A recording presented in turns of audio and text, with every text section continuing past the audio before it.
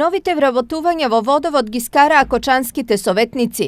Моментално во јавното комунално предпријатие работа 208 лица, а според годишниот план за вработување за 2018 до крајот на годинава бројот на вработени треба да биде 267. Од тие нови вработувања, планирани вработувања, за да биде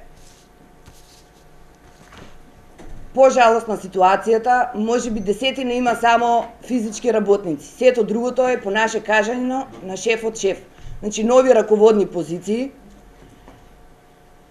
нови плати кои што секако ќе паднат на товар на грбот на граѓаните. Според опозицијата, наместо за плати на новите вработени, парите треба да се искористат за решавање на други недостатоци. Јавното комунално предпријатие кубури со одредени проблеми кои што граѓаните треба да го знаат. Значи ние немаме возен парк, немаме камиони кои што треба да го собираат сметот. Свесни сте вие сите, а ние треба тие пари да ги искористиме за вработување. И тоа вработување во администрација. Луѓе до кога таа администрација? Реакции имаше и за образложението според кое е донесен годишниот план за вработување. Во образложението за новите вработувања, значи има само 7 пензионирања, во поголем дел, значи тоа се систематизирани работни места, меѓутоа непотполнети и добар дел од нив викат зголемен обем на работа. Значи да не се лажеме, кој зголемен обем на работа, директорот тука има представници ќе ни кажат водоводство што го зголеми обемот на работа. Што се однесува до зголемениот обем на работа.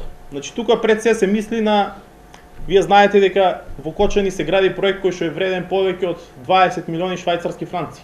Тоа значи отворање на нови работни места кои што секако ќе бидат дел во комуналното јавно предпријатие. Не станува збор за луѓе кои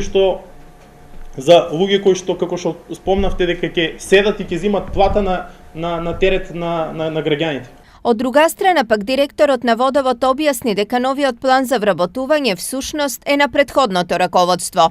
Овој план е со датум на подготовка 31 март 2017 година, што значи дека е план од претходното раководство. Овие вработувања, 56 нови, се од тогаш. Имаме направено интервенција во делот на преместување, интерни преместувања, каде бројката е 36 луѓе.